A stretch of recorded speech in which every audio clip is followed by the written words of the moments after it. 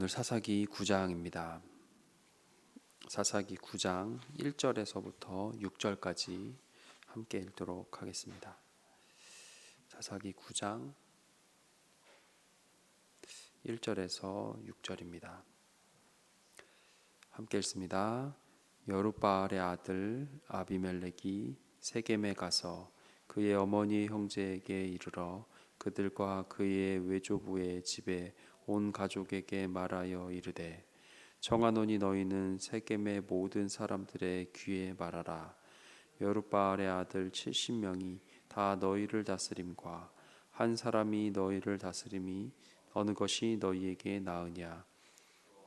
너희의 고륙임을 기억하라 하니 어머니의 형제들이 그를 위하여 이 모든 말을 세겜의 모든 사람들의 귀에 말하매 그들의 마음이 아비멜렉에게로 기울어서 이르기를 그는 우리 형제라 하고 바알브릿 신전에서 은 70개를 내어 그에게 주매 아비멜렉이 그것으로 방탕하고 경박한 사람들을 사서 자기를 따르게 하고 오브라에 있는 그의 아버지의 집으로 가서 여룻바알의 아들 곧 자기 형제 70명을 한 바위 위에서 죽였으되 다만 여룻바알의 막내 아들 요담은 스스로 숨었으므로 남으니라.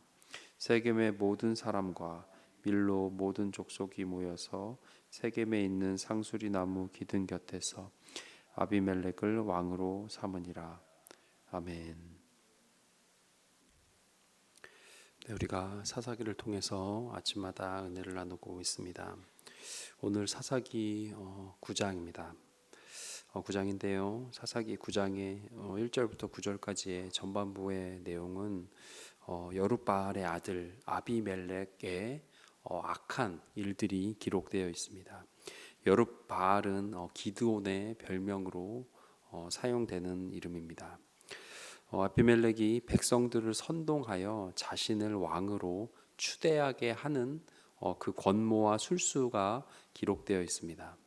이러한 자신이 스스로 왕이 되려는 것, 이는 이스라엘의 왕은 오직 하나님뿐임을 정면으로 무시하고 도전하는 행위라고 할 수 있습니다. 계속해서 사사기에 나오는 범죄와 하나님을 떠난 모습의 그 근원적인 그 죄의 근원이 무엇이냐? 사사기의 중심 구절은 17장 6절입니다. 그때에 이스라엘의 왕이 없었으므로 사람마다 자기 소견에 옳은 대로 행하였더라 했습니다. 모든 죄의 근원, 문제의 원인을 알려주는 구절입니다. 왕이 없었으므로 자기 소견에 옳은 대로 행했다는 겁니다. 근데 왕이 없었나요? 네, 어떤 킹, 이들이 왕이라는 직분은 없었지만 왕은 하나님이시죠. 하나님을 자신의 왕으로 인정하지 않고 의식하지 않고, 그래서 내가 왕이 되려는 인간의 근본적인 상태가 사사기에 기록되어 있다고 할 수 있습니다. 인간은 어떤 존재일까요? 또 나는 어떨까요? 스스로 왕이 되고자 머리를 굴리는 존재입니다. 스스로 왕이 되고자 죄를 짓는 존재가 사람이고 인간이고 우리의 모습일 수 있습니다. 그러한 스스로 왕이 되고자 하는 것으로 인해서 많은 죄와 또 많은 피해와 이웃에게 심지어 살인까지 저지르는 것을 우리는 이 아침에 함께 읽었습니다. 하나님이 아닌 스스로 왕이 되고자 하는 사람의 특징이 바로 아비멜렉의 특징이라고 할 수 있습니다. 간단하게 오늘 본문에서 보면요, 첫 번째로 스스로 왕이 되고자 하는 사람의 특징이 있습니다.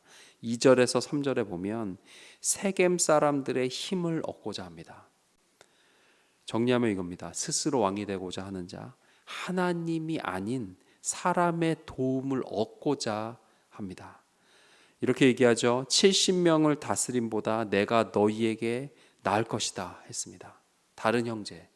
근데 성경에 어디를 봐도, 사사기 어디를 봐도 이 다른 형제 70명이 왕이 되어서 군림하고자 70명을 섬겨야 되는 것 같은 어떤 기록, 사건, 이들의 어떤 뉘앙스가 전혀 없습니다. 뭐죠? 다른 사람을 이용해서 나를 높이고자 하는 모습이죠. 이러한 태도들. 거기에 더해서 뭐라 그러죠? 나는 너희의 고륙임을 기억하라 했습니다. 우리가 고륙이라는 거예요. 피와 뼈가 같은 사람이라는 거죠. 그것을 내세우는 것. 그래서 자신을 왕으로 세워서 너희들도 덕을 보라는 얘기입니다. 서로 좋은 게 좋은 것이 아니냐는 거죠. 이렇게 사람의 인심을 얻고 고륙임을 내세워서 그들의 마음을 얻고자 합니다. 또 4절에 보면 바알불이 신전, 거기서 은 70을 얻어서 그것을 또 악하게 쓰는 모습을 볼 수 있습니다. 하나님을 떠난 자기가 왕된 사람의 두 번째 특징, 바로 하나님이 아닌 우상의 도움을 구합니다. 바알브릿, 언약의 바알, 약속을 지키는 바알이라는 뜻입니다. 바알 신전이라는 거죠. 하나님을 떠난 사람, 하나님을 떠나 우상을 섬기는 권력까지도 오케이, 나한테 쓸모 있으면 받아들이고 거기에 도움을 요청하는 것이 사람일 수 있다는 거죠. 성경의 시작부터 끝까지 하나님께서 반복적으로 이것만은 안 돼라고 반복적으로 경계하신 제일 하나님께서 기분 나빠하시는 죄, 우상 숭배죠. 그것까지도 모세와 여호수아가 죽으면서 다른 신 말고 하나님만 섬겨라, 피를 토해서 말했던 그것까지도 정말 귀에 딱지가 붙을 정도로 그렇게 들었지만 상관없어요. 내가 왕이기 때문에. 또 내가 왕이 되고자 이용하고자 한다면 그 우상도 전혀 상관이 없는 것이 바로 아비멜렉의 모습입니다.